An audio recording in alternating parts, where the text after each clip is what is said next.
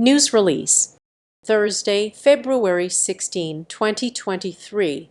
National Institute of Health-supported studies show variations in symptoms and diagnostic experiences among different racial and ethnic groups. Black and Hispanic Americans appear to experience more symptoms and health problems related to long COVID, a lay term that captures an array of symptoms and health problems, than white people, but are not as likely to be diagnosed with the condition, according to new research funded by the National Institutes of Health.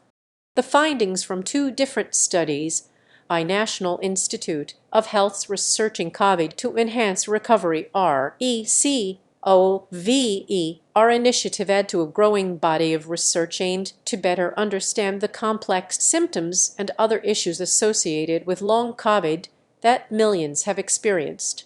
This new evidence suggests that there may be important differences in how long COVID manifests in different racial and ethnic groups, said Mitchell S.B.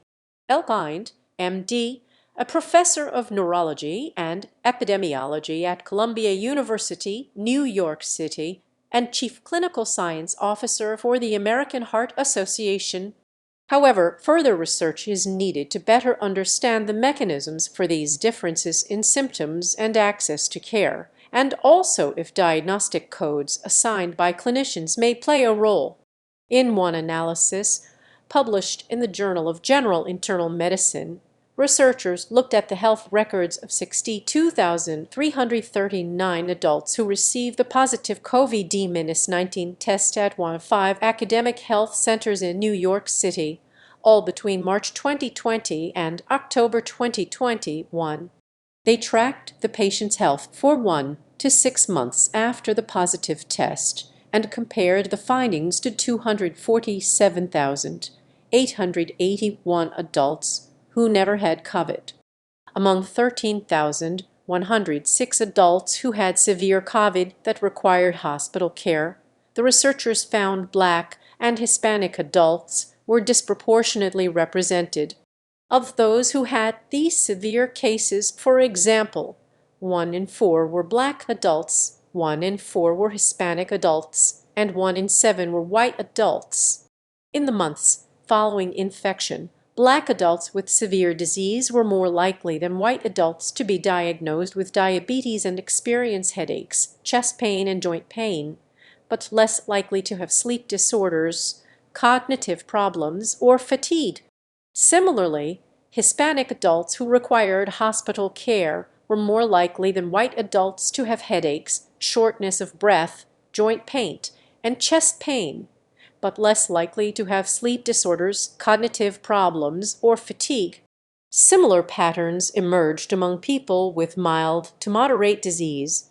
Among patients who were not hospitalized, Black adults were more likely to have blood clots in their lungs, chest pain, joint pain, anemia, or be malnourished. Hispanic adults were more likely than white adults to have dementia, headaches, anemia, chest pain, and diabetes. Conversely, white adults were most likely to have conditions such as cognitive impairment, sometimes referred to as brain fog, and fatigue. The researchers also found that in comparison to people who did not have COVID, those who did were more likely to experience conditions affecting their nervous system, respiratory function, and circulation, and more likely to feel fatigued or have joint pain.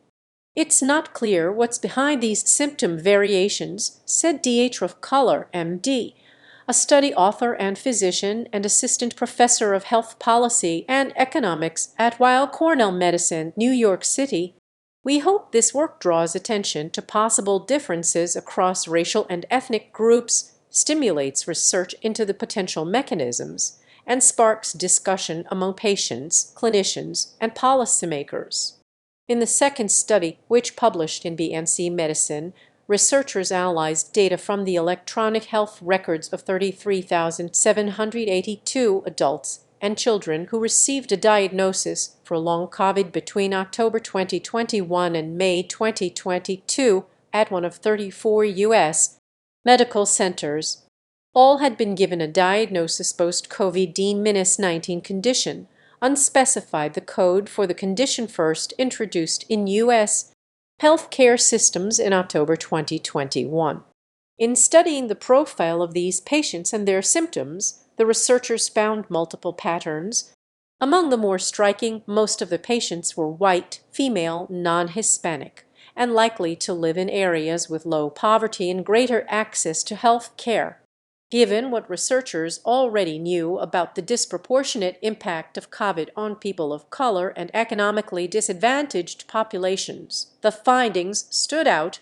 Emily Pfaff, Ph.D., a study author and assistant professor in the Division of Endocrinology and Metabolism at the University of North Carolina, Chapel Hill, said the pattern suggested that not all patients who have long COVID are being diagnosed. The reasons vary. In addition to long documented health disparities based on race and other factors, she said women are more likely than men to seek health care in general, and patients with the time and resources to access health care tend to be disproportionately represented in clinical data. You can see all the different ways these diagnostic codes can provide insight, but they can also skew the whole story, Pfaff said. Still, she added, the insights help. She and her team found, for example, that most of the patients with long COVID had just mild to moderate, not severe, symptoms of acute infection. They also discovered that long-term symptoms could be grouped into common clusters: cardiopulmonary, neurological, gastrointestinal, and coexisting conditions, as well as by age. Children and teens were more likely to experience gastrointestinal and upper respiratory problems, including stomach aches and coughing. Adults ages 21–45 commonly experience neurological problems such as brain fog and fatigue. Adults ages 66 and older were more likely to have coexisting conditions such as heart problems and diabetes, which the authors suspect is more likely present because of age than long COVID. The authors of both papers said additional studies are needed to confirm and further categorize these trends. This research contributes to our understanding of symptom clusters in long COVID that may be differentiated by race, ethnicity, and influenced by social determinants of health, said Gary H. Gibbons, MD, director of the National Heart, Lung, and Blood Institute. It also provides vital insights into the utility as well as the constraints of the diagnostic code now in use for long COVID. Both studies were funded by RECOVER Loan 161,847-1. The National Center for Advancing Translational Sciences provided additional support for the review published in BMC Medicine through the National COVID Cohort Collaborative N3C Data Enclave U2 4TR002306. About the National Heart, Lung, and Blood Institute NHLBIN. HLBI is the global leader in conducting and supporting research in heart, lung, and blood diseases and sleep disorders that advances scientific knowledge, improves public health, and saves lives. For more information, visit www.nhlbi.gov. About the National Institutes of Health. National Institute of Health. National Institute of Health, the nation's medical research agency, includes 27 institutes and centers and is a component of the U.S. Department of Health and Human Services. National Institute of Health is the primary federal agency conducting and supporting basic, clinical, and translational medical research and is investigating the causes, treatments, and cures for both common and rare diseases. For more information about National Institute of Health and its programs, visit www.nagov. National Institute of Health Turning Discovery into Health Registered. Pfaff, Madlock, Brown C., Barata J.M. et al. Coding Long COVID, Characterizing a New Disease Through an ICD-10 Lens. BMC Med. 2023.